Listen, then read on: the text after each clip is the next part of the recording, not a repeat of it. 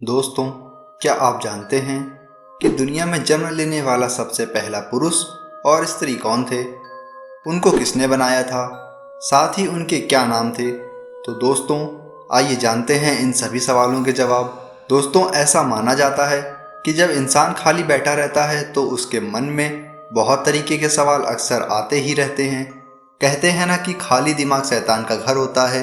तो बस यूं ही उस समय तो आप कुछ भी सोच ही लेते हैं, लेकिन कई बार ऐसे प्रश्न भी दिमाग में ज़रूर आते होंगे कि दुनिया में जन्म लेने वाला सबसे पहला व्यक्ति कौन होगा, जिसकी वजह से आज ये संसार इतना बड़ा हो गया।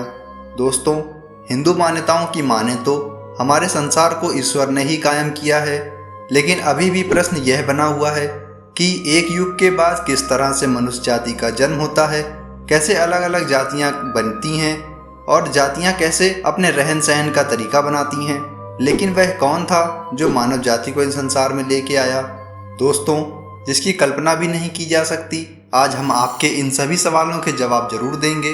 तो आइए चलिए जानते हैं कि आखिर कौन है वह सबसे पहला मानव जो इस धरती पर आया।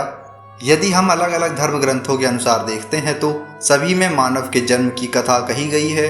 दोस्तों, सबसे अहम सवाल यह है कि आखिर वह पहला मानव कौन था, वो कहाँ से आया और उसका रचयिता कौन था। दोस्तों, उसका इस संसार में आना और किस वक्त आना, यह कैसे संभव हुआ, आइए जानते हैं। हिंदू धर्मों में जगत के रचयिता ब्रह्मा ने सबसे पहले मनु को उत्पन्न किया। मनु वह है जो इस संसार में सबसे पहले आया, जिससे मानव जाति का नाम मनुष्य हुआ।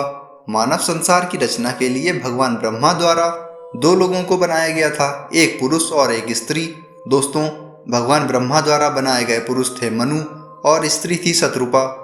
दोस्तों, आज हमारी सांसारिक दुनिया में जितने भी लोग मौजूद हैं, यह सभी मनु से उत्पन्न हुए हैं।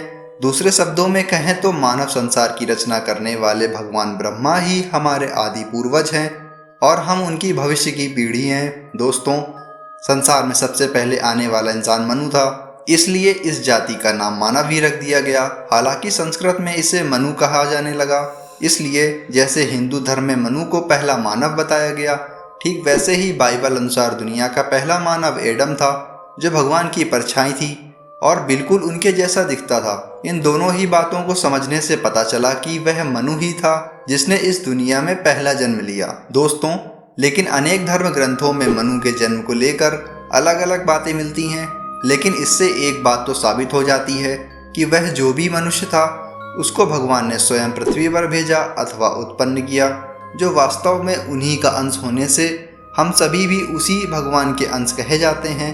फर्क सिर्फ इतना है कि उसके नाम बहुत सारे होने से लोग अलग अलग रूप में एक ही शक्ति की पूजा करते हैं। दोस्तों, आपको यह जानकारी कैसी लगी, हमें कमेंट बॉक्स में ज़रूर बताएं और वीडियो पसंद आया हो तो ज़्यादा से ज़्यादा शेयर करें, लाइक करें एंड सब्सक्राइब करना ना भूलें।